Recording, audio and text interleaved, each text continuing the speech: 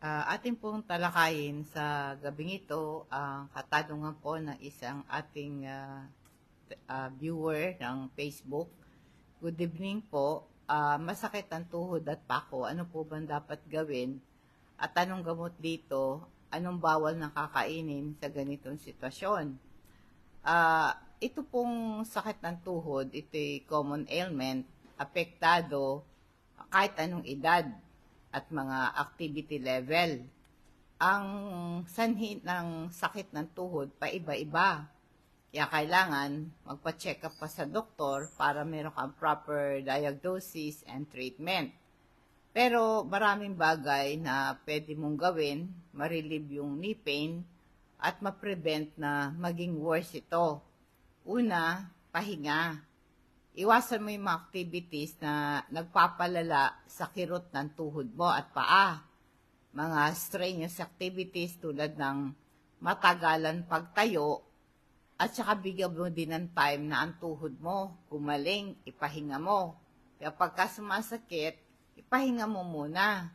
At saka pagka namamaga, mag-apply ka ng ice pack dun sa affected area, 15-20 minutes, several times a day. Ibalot mo yung yelo sa towel, no? Maaring ilagay mo muna sa plastic. Tapos nun ay ibalot mo ng towel. Ilagay mo doon sa bahaging makirot at namamaga. At itaas mo yung tuhod mo above your heart, no? Huwag mong ibaba, lalong mamamaga at sasakit yan. At pwede kang gumamit ng compression bandage para ma-reduce yung pain at pamamaga nito. At meron kang mga over-the-counter pain reliever, maring reseta ng doktor para makatulong sa pag-manage ng pain at inflammation. Ang specific action sa paggagamot sa sakit ng tuhod, depende kung anong pinanggalingan. Maring ito'y sport injuries, maring ikaw ay nabunggo o kaya napaluhod, basta sport injuries, no? Maring ipahinga mo to, pagkatapos lagyan mo ng yelo, maglagay ka ng compression at itaas mo. Ito ang paraan pag-manage ng sakit ng tuhod. Kailangan mo nang gumamit ng crutches or kaya brace para hindi nagagalaw yung tuhod mo. Kung ang sanhi ng sakit ng tuhod mo dahil sa arthritis, huwag kang magpapataba at pwede kang maglagay ng hot compress. Kung ang sakit ng tuhod mo dahil sa arthritis, hindi naman namamaga, masakit lang, pwede kang gumamit ng heat therapy. Yung hot water bottle o kaya yung hot water bag, lagyan mo siya ng hot water, then balot mo ng tuwalya para may insulator ka, hindi ka mapaso. Ilagay mo doon sa affected area kung ang sanhi ng sakit ng tuhod mo ay arthritis. Kung bursitis naman, hipahinga mo yung affected area, mag-apply ka ng yelo, iwasan mo yung activities na mag-cause ito ng pain.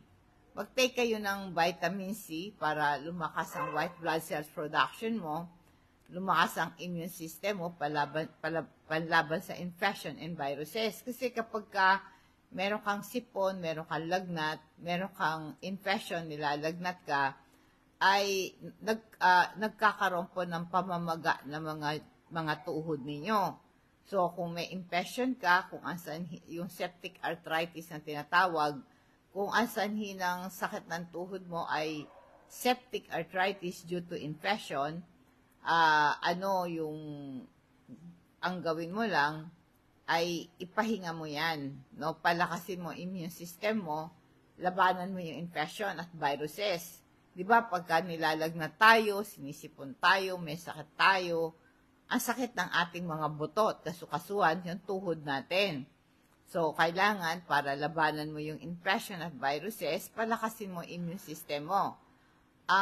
At meron tayong natural killer cell na nag-eliminate ng virus, yung mga infected cells and cancer cell, para maprotektahan ng immune cell mo na ma-damage ng free radical, mag-take ka ng vitamin C. Ang vitamin C po ay nakakapigil ng damage cell, nagko-contribute sa madali kang gumaling para magkaroon ka ng healthy cell function, ma-reduce ang inflammation sa tuhod mo, mag-take ka ng vitamin C. At ito po rin, ito pong vitamin C na to, ay nakakaalis po ito ng panghihina. Kung high blood ka, nakakababa ng BP, nare-reduce din po ang maging gout yan. At mag-take ka rin ng Super B complex kasabay po ng vitamin C para mag-increase yung energy level mo. Kaya kino-convert yung food into energy, panlaban ng fatigue at improve your energy level. Kaya ang pag-inom po ng vitamin C at Super B complex, sabay yan sa umaga. 30 minutes bago ka mag-almusal. Ito po kasi mga water-soluble vitamins para labanan ng infection. Mag-take po kayo ng vitamin C at Super B complex. Available yan sa Patnubay. Ano ba dapat mong iwasan na kakainin kung ikaw ay meron kayong sakit ng tuhod? Iwasan mo yung inflammatory food. Ito mga inflammatory food, nagpo-promote ng inflammation tulad ng processed food, sugary drinks, red meat, fried food, nakakapagpalala ng sakit ng tuhod yan. Yung mga dairy products, nakaka-trigger ng inflammation, lumalala sakit ng tuhod mo. Yung mga, yung merong gatas, basta iwasan mo yon. Saka yung gluten, maaaring nagko-contribute yan, kaya iwasan mo yan. Mag-take ka rin ng anti-inflammatory food, mayaman sa omega-3, tulad ng salmon, tuna, iwasan mo yan, take mo yan. At pagka nagko-contribute po sa knee pain, yung osteoporosis. Kaya kailangan mag-take ka ng mga fiber-rich food na ito po ay kainin mo, makakatulong. Tapos after nilagyan mo ng hot compress o cold compress, pwede mo yung pahiran po ng itong ating crystal oil. Pahid mo yan, nakaka-relieve ito ng pain at hindi ka rin kakagatin ng lamok pag pinahiran mo ng ating crystal oil.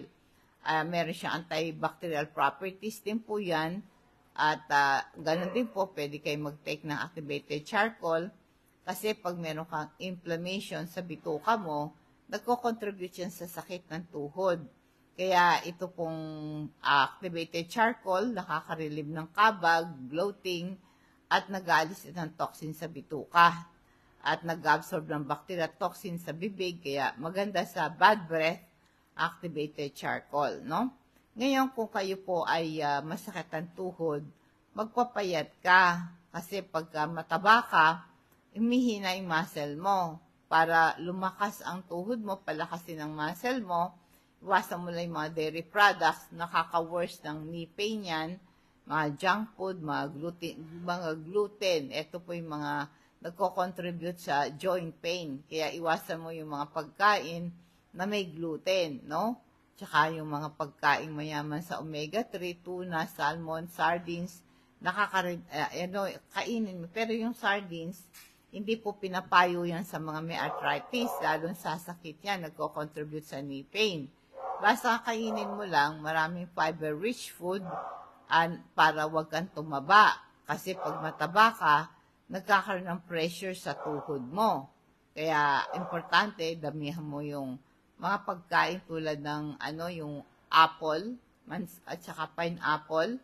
Meron silang enzyme na bromelain, na anti-inflammatory yon. Pwede ka rin mag-iinom ng, yung turmeric, o kaya gawin mong tsaa, yung luya. Ito yung magandang inumin kung meron kang knee pain, Maganda itong, mga supplement na yan, makakatulong po sa inyo. Kaya kung arthritis ka, mag-inom ka ng ginger tea, turmeric tea, mag-inom ka ng tubig, para matanggal ang uric acid sa sistema mo. Nulit ko, i-maintain mo yung healthy weight kasi yung extra weight, nagbibigay pasanin sa tuhod mo. Palakasin mo rin yung muscle mo kasi pag very strong ang muscle mo, nasusupport na stabilize yung tuhod mo. Kaya sapagka tayo po ay gumagalang sa everyday movement natin, ay nagiging dahilan din po na yung manghihina. Kaya kailangan magkaroon ka ng strong muscle, meron kang exercise like walking, para yung mga muscle ay lumakas. Kasi pag very strong ang muscle mo, nagko-contribute sa better balance and coordination. Ang exercise, nakapagpapalakas tulad po yung walking, importante po yan. Jogging, walking, magandang exercise yan sa ating mga muscle. At saka yung mga muscle sa binti, muscle sa hita. Pag malakas yung muscles mo sa hita at binti, ay tumutulong sa iyong tuhod, ma-reduce ang panganib ng knee injury. Kaya magkaroon ka rin ng stretching exercise para ma-improve ang flexibility at saka range of motion mo. At magsuot ka ng supportive shoes. Yung kasing supportive shoes, malaking tulong po yan sa inyo. Mag-take tayo ng lecithin. Alam natin ng lecithin, nag-improve ng memory, nakakatulong sa ating learning, attention, and concentration. Ang ating pong lecithin, magandang inumin yan para maiwasan ang pagiging ulyanin. Ngayon, para lumakas ang ating tuhod, mag-take ka ng calcium, pampatibay ng ating buto, pampalakas ng muscle, yung calcium, magnesium. I-take mo yan, malaking tulong po yan, no? Kaya, alam mo po kasi kapag meron tayong magandang sapatos tulad ng walking shoes, rubber shoes, kung kayo'y naglalakad sa city, maganda po, mag-take po kayo magsuot kayo ng mga rubber shoes, yung sole niya, dapat ay mag-provide ito ng stability, at saka pagka nagsusuot kayo ng sapatos, importante po, yung maganda, ako po, pag nagwo-walking ka, rubber shoes talaga, yung walking shoes, importante, magsuot ka ng sapatos, na merong overall support sa tuhod at paa mo, no? Kaya, at saka syempre, prioritize mo yung exercise para i-maintain ang flexibility ng yung tsaka yung, mag-take po kayo ng omega-3 fatty acid. Ito pong omega-3 fatty acid, nakakababa ng bad cholesterol, at ito'y nakakabawas ng blood pressure at inflammation. Ang omega-3 po ay magandang panlaban sa sakit sa puso para maiwasan ng blood clot na it leads to heart attack and stroke. Ang omega-3 po ay nakakapigil ng clot formation. Pinaprotektan yung heart, pati yung brain mo. Ang omega-3 maganda po ito sa mga infant and children para ma-improve ang memory, yung cognitive function nila, para maiwasan ang pagiging ulyanin, pagiging makakalimutin, may improve yung mood mo, nare-reduce yung symptoma po ng depression, anxiety. Ang omega-3, nagsusupport ng emotional well-being mo. Mag-chat po kayo sa aking Facebook page, Patnubay sa Kalusugan, kung nais nyo pong umorder ng ating item, sabihin yung pangalan, address, para ma-deliver ito sa inyo. Ngayon po, dadako tayo sa ating food for thought bilang pagwawakas. Ang sabi, if you love me, keep my commandments. Ito po isang conditional love. Ini-emphasize po ng Panginoon na tayo pong mga tagasunod niya, kailangan po ay meron tayong give and take. No? Ibig sabihin nito, ang pakikipag-usap sa Panginoon at mag-dwell sa kanyang promises at nakikita natin yung presensya ng Panginoon, nagiging ang ating tahanan at ang ating buhay, ang ating relasyon sa Kanya ay magiging maayos. Kaya ngayon, we are not alone pag tayo po ay sumusunod sa kautusan ng Panginoon. Magandang gabi po. Nawa pong pagpapala patubay ng Diyos sa atin, and God bless us all.